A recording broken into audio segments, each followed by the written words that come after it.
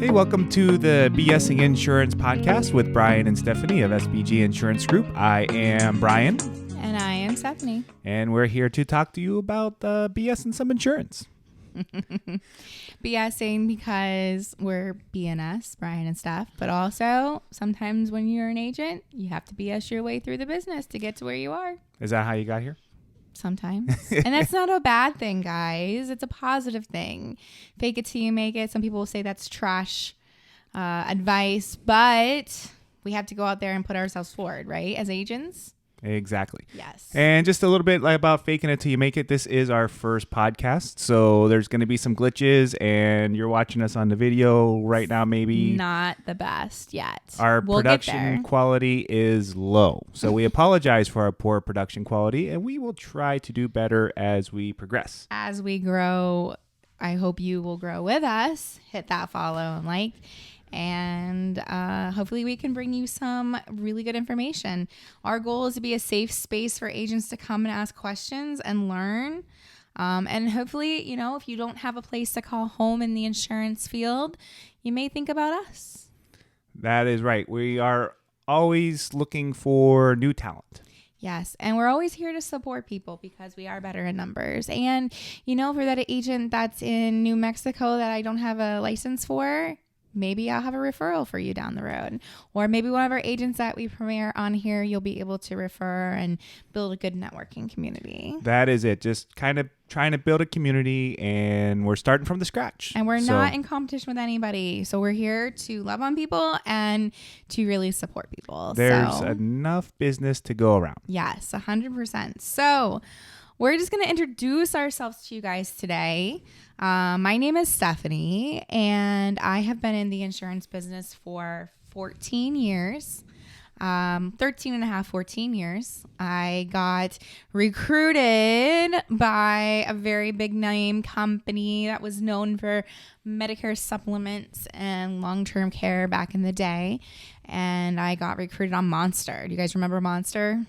Like yes. LinkedIn, or not LinkedIn, but you know, and they're not around anymore. I think they were a big purple monster. I think they're still around. I put up my resume on there because I had a bachelor's degree in healthcare administration and I wasn't using it, nor had I gotten a real job. I was a dance coach for years and I love teaching kids, and that's been pretty much the theme of my life, is teaching people.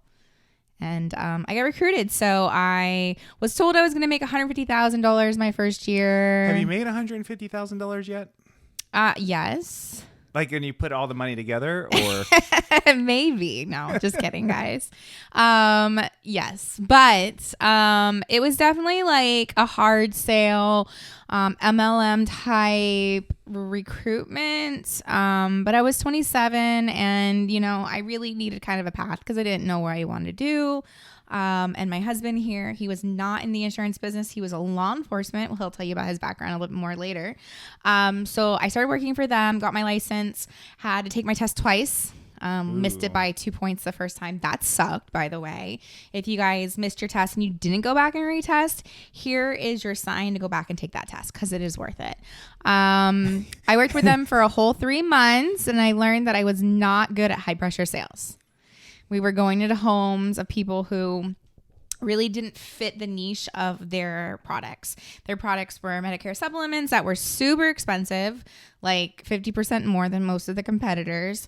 They were talking trash about competitors and selling life insurance in maybe not the most compliant way. Let's just say that. So I learned that I loved working with seniors and I loved going in and being a trusted person for them. But I knew that I couldn't stay there because the management was just awful. So I left and I ended up going to another big insurance company, but it was a brokerage. And I was there until 2021, January of 2021. And I left to go completely independent on my own and open up SBG Insurance Group. And here we are. So when you left, that wasn't exactly the plan, right? Like you had originally you were just going to go out on your own. I was just going to go on my own. I knew that they were keeping a portion of my commissions. But for years it was great because it was a great family environment. My manager I had was amazing. It was a good time. I got good training, and it will be stuff I take with me forever and pass on to other agents. So, yeah. And then what made you go from I'm just going to go work on my own to now we're starting this whole agency? You. Oh, yeah, it's my fault. My husband was like, you should open an agency. And I was like, no, that's a lot of work. And I said I didn't have that in myself. And I knew how to train agents. I had been training agents since like 2013 with the big insurance brokerage. We're not going to use big names here because we're not here to trash talk anybody. Unless we have to. No. But I knew I could train people. I just was unsure about the backside of the business. I knew I can go out and sell ice to an Eskimo. I've had friends tell me that I could literally sell ice to an Eskimo, but I knew I could train agents to do the same, but I didn't think that I would be able to be doing Excel spreadsheets and commissions and all of that. That was not something that I'm interested in. And typically I start dozing off when you start talking about taxes and Excel spreadsheets. That's just my personality. And there comes Brian. So Brian's background. Yeah. So obviously Stephanie and I have been together for a super long time. How many years? 12. 24. 24. Yes, that's it. This year. So yeah. But yeah, so you go from the very beginning? Very beginning. Right. Because I feel like Brian's story is more relatable to most people out there. Yeah, so mine, I didn't start in the insurance world. I didn't really start in the business world. I guess I did kind of start in the sales world. Actually, we both did. Working for Sears, and I did commission-based sales, and throughout college, basically selling lawn and garden supplies, which was actually a pretty good job. You had a lot of fun with that. I did. I had a lot of fun with that. I got a pretty good deal on some closeout tools and stuff, which some of them I still have in our garage. Craftsman all the way. That was my first, back then. Now, I don't know. It's not so much the same. But that was my first experience and only real experience of actually having to sell stuff that people wanted. And from there, I did that throughout college. And when I went to college, I was also on ROTC scholarship. So I got a whole bunch of leadership training and stuff and how to lead small groups and get people to do things that way. He was a captain in the Army. I was. So throughout college, I basically graduated college, went into the National Guard. I did 13 years in the Florida National Guard, got out as a captain, one deployment, and it was a pretty good experience. I learned a lot of stuff, met a lot of great people. Some of them I still talk to till this day.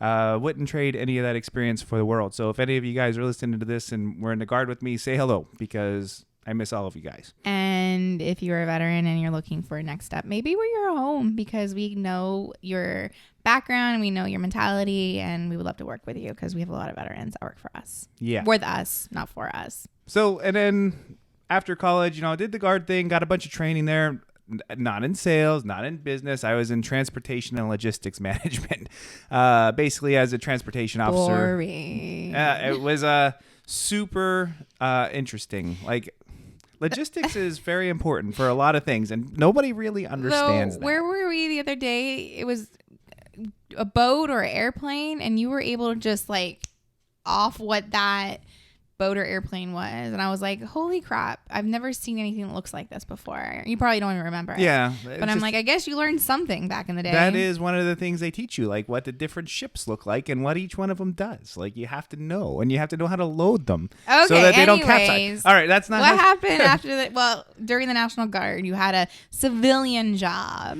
Yeah, so I worked for Sheriff's Office here in Florida, and I did that total for 17 years. Started, on patrol and worked my way up. When I left, I was a sergeant on the road supervising people. Insert bad boys on here. But yeah, so, that was a lot of my working experience was working there. But while I was there, I was an FTO, so I spent a lot of time training people. trying to teach people how to do things and do things the right way, because that's what we want, things done the right way. In that job, things don't get done the right way, people get killed. People can get, well, it can mess a lot of things up. It can turn a really bad day really quickly. So, spent a lot of time, started training there in 2011 and did that all the way up until my very last day. But we did I spent time as a detective, and one of the things I did as a detective was fraud investigations, where I really learned how to read, the financial statutes and the rules and the different agency regulations and things like that. And I've always been interested in that. So that was kind of like a natural thing for me, going from that kind of background into this background, because now that's what we do. I spend a lot of time reading rules and, kind of teaching some people the stuff that I know. And you spend more time teaching the people the stuff that you know. Compliance, we'll never need to hire anybody for it, because Brian's our internal compliance and he loves it. He's like a little kid in a candy shop reading all these. If you guys are in the Medicare field, all the CMS updates. God, there's so many rules. And there's so all many the rules. ACA updates. You guys love that. You guys need help with that. We might be your home, because Brian is absolutely he can take all that and make sense of it. And if he can't make sense of it, he'll call people in high places and tell them that they're dumb. Well, nobody really. Not really that, but he'll get clarification. And normally they're like, well, I didn't know that was in there. We've had that happen. Had that happen a couple times. Happen. Yeah. But yeah. So I mean, the rules, there are tons of them. There are tons of them, and that is one of the things that I tolerate. It's not my favorite part, but one of the things I tolerate is, learning what they are so we don't get in trouble. I would rather not get in trouble if we could avoid it. So, what was your breaking point of hey, I need to be done with law enforcement. I need to do this agency thing with Stephanie. So really, we kind of planned it for a while, right? We did. It wasn't financially, we had to plan it. And there wasn't really a one thing that happened. It was just kind of a little bit about, a change in what I wanted to do with my life. Not one thing happened that made me want to leave, or not one person made me want to leave, not one thing. It was just, a slow, gradual, it's not fun anymore, and not what I necessarily want to be doing. And in a job like that, if you don't want to go every day, you can't go every day, because there's just so many things that can go wrong that it's not the place, it's not the job you want to have when you don't 100% really want to be there doing it. Well, that's what we had agreement for a long time about that. That you stop liking what you're doing, you're done, because that was it. And then honestly, you when you started the insurance after a couple of years, I was always pushing you to get into more of the management role and all that. I mean, because your background is in the healthcare type stuff, from college, and I wanted you to get more into the managing and taking on that type of thing. And you were always like, no, I just don't want to do it. Because I didn't want to deal with the corporate BS, not Brian and Stephanie, but the other BS. Because in that agency, it was very large, one of the largest agencies out there. And I saw agents that were really great that became general managers, and it's just corporate. And let's just say they're not general managers anymore. Right. Not because they couldn't do it. It's just because the setup of the way. So I'm a little bit of a control freak. So when I had the idea of opening my own agency, that is exciting because I had control of it. And I didn't have to really listen to somebody, putting numbers on my agent's back or putting these unrealistic goals and expectations and stress that I don't need. And now I can, really formulate a training plan that is tailored for the individual agent, That's what I like, putting the puzzle pieces together. That's why I like selling Medicare so much, is because it's all puzzle pieces. There's a lot. Well, that is something that has become more intriguing for me as we do it, is looking at the different plans and the doctors and the drugs and which plan is really going to save the client the most money throughout the year. Yes. Right? Because you can really screw somebody up by putting them on the wrong plan. And there's so many agents not doing it right, guys. So if you are an agent that does it right, you are worth a lot. You're very valuable. So if you're thinking that this business is hard some days and maybe you shouldn't be in it, if you're an agent that's going through the drugs, it's going through the doctors, it's going and sitting with your client, like that is 70% of the battle. Because how many times do I have clients that reach out to me and I say, hey, okay, Wednesday at 10, good. Yes, okay, what's your address? I'm going to come to you. And they say, wait, you'll come to me? I've been asking for an agent to come to my house for years. Literally, things I've been told. Yep. So you are worth it. So you just might need a little more direction. That's what we're here for. That's why we started this up. So that is our goal. So I think they followed us a little bit about our background that we wanted to bring you guys on. We bring other agents in to talk. We're going to be talking about different subjects. If you guys have any sort of ideas or subjects you want to talk about, please feel free to leave us a comment on YouTube or our Facebook. Or our email is admin@sbginsurancegroup.com. We would love to answer those questions for you. And again, hit that subscribe so you get the alerts of our new episodes. We plan on bringing one out every week and having other agents that are successful in this industry and newbie agents too. Because, we're going to track them and we're going to see how they progress. Yep. Our goal really is to provide some training, right, for an agent and also for clients. So they have an idea of what it is they can expect from an agent or maybe even learn a little bit about the whole situation as well. So yes, we are setting expectations here and the expectations are high. So do you come up to them, right? Yes. You live up to them. Yeah. You on TikTok? SBG Insurance. I'm on TikTok. Need some more followers so I can go live. So that would be wonderful. Follow us on the TikToks. We're on Facebook. BSing Insurance, the podcast. I think that's it. And SBG Insurance Group on appreciate Facebook. Every single one of you guys for being here today on our very first episode. Hopefully we didn't butcher it too bad. And we will